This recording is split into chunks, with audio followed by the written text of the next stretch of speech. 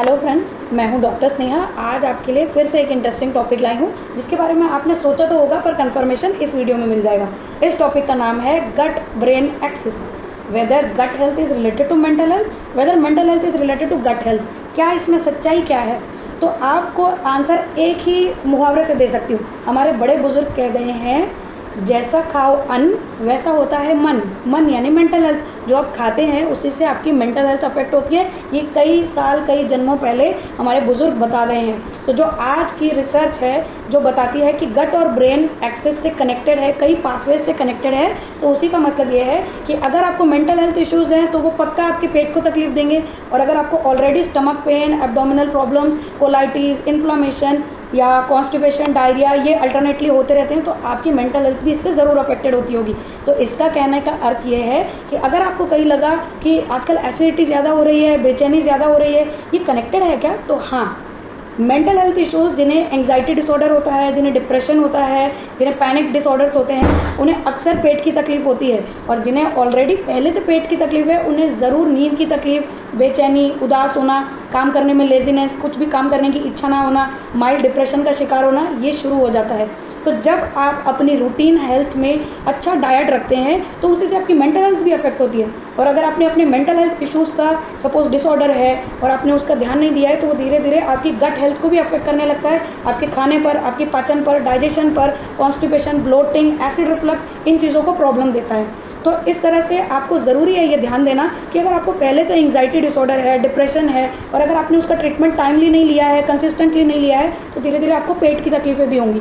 और जिन्हें anxiety disorder होता है उन्हें commonly comorbidly IBS, irritable bowel syndrome भी होता है, जिसमें पेट दर्द होना, ब्लोटिंग होना, कॉन्स्टिपेशन या अल्टरनेटली डायरिया होना, फूड पचन ना होना, एक तरह से पेट चिड़चिड़ा होने लगता है, पेट दुखने लगता है कुछ खाते से, ये समस्याएं देखी गई हैं। डिप्रेशन वालों को कॉन्स्टिपेशन, खाना खाने की इच्छा ना होना, वेट लॉस हो जाना, ये देखा गया है।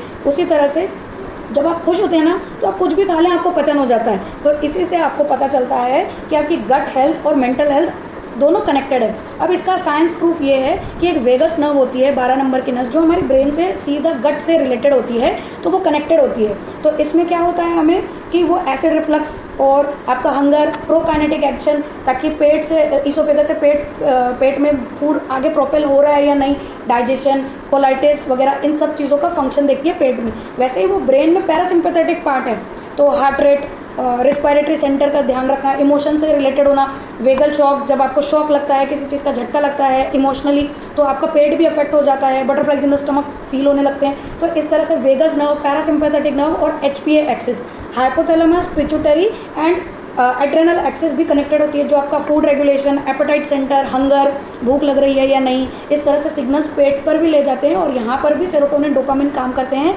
जो आपके ब्रेन में मेंटल हेल्थ में खुश रहने के लिए, एक्सरसाइज करने के लिए, एवरीडे का इंटरेस्ट होना चाहिए, काम करने का उत्साह, उसके लिए रिस्पॉन्सिबल होते हैं। ये रहा उसका साइंटिफिक प्रूफ कि किस तरह से हमारी गट और मेंटल हेल्थ दोनों रिलेटेड है, बाय पाथवे है। यहाँ से सिग्नल यहाँ भी आता है, यहाँ से यहाँ भी जाता है। तो इसलिए आपको बहुत ध्यान रखना है कि आप क्या खा रहे हैं। आप अगर मेंटल हेल्थ इशू से अफेक्टेड हैं, चाहे वो स्ट्रेस हो, स्लीप डिसऑर्डर हो, एंग्जाइटी या डिप्रेशन, तो आपको और भी पौष्टिक खाना खाना चाहिए।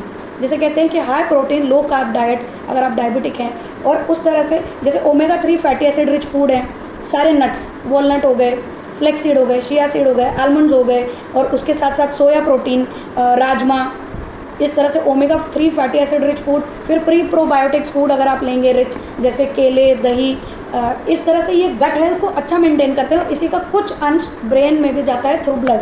तो जगह अगर आपने देखा होगा कि गर्मियों के सीज़न में यूजुअली गर्मी अति होने की वजह से फ्रस्ट्रेशन, इरिटेबिलिटी बनी रहती है, बेचैनी बनी रहती है। उसी तरह से उसको शांत करने के लिए हमारे इंडिया में हमने पहले से ही उसकी खोजबीन कर रखी है। पहले से ही हमें साइंस या हमारे कंट्री से मिला है कि गर्मी के सीज़न में हम आमरस, आम पन्ना, छाछ, दही, इनका सेवन करते हैं। तो ये क्या करते हैं, ये हमारे पेट को शांत रखते हैं, तो उसी से हमारा ब्रेन भी शांत रहता है। कई बार ऑब्जर्व किया होगा कि लस्सी और छाछ पीने के बाद हल्की हल्की नींद आने लगती है, क्योंकि उसमें सेरोटोनिन, ट्रिप्टोफैन होता है, तो वो हमारे ब्रेन को भी शांत करता है। इसलिए जो यहाँ शांतता देता है वो यहाँ भी शांतता देता है। अगर आप देखेंगे आप जंक फूड खा रहे हैं तो आप लेज़ी होते जाएंगे, आप हाई फैटी फूड्स खाएंगे तो आप लेज़ी होते जाएंगे। जैसे ही आप प्रोटीन रिच फूड खाते हैं और लो शुगर, लो सॉल्ट इंटेक लेते हैं तो आप एक्टिव रहते हैं। तो ये सिर्फ मेंटल और गट का सिर्फ वहम नहीं है, it is all related, it's all connected. तो जिसे अपनी मेंटल हेल्थ अच्छी रखनी है वो अपनी गट हेल्थ पर ध्यान रखे, और जो अपनी गट हेल्थ पर ध्यान रख रहा है वो साथ में मेंटल हेल्थ इश्यूज़ का भी ध्यान रखे कि अगर आपको डिसऑर्डर है तो उसकी टाइमली ट्रीटमेंट ले। ये था गट और मेंटल हेल्थ का कनेक्शन। आपको ये पता होना चाहिए कि आज के न्यू डिजीजेज जो हैं, पार्किंसंस और neuro immune disorders, auto immune disorders, ये सब भी पेट से रिलेटेड है। आपका पेट इन्फेक्शन के लिए ही सिर्फ रिलेटेड नहीं होता है, खाने पीने के लिए ही नहीं, mental health, immunity, overall immunity से भी रिलेटेड होता है। ठीक है, तो आप अपने गट और मेंटल हेल्थ का ध्यान रखें। Thank you.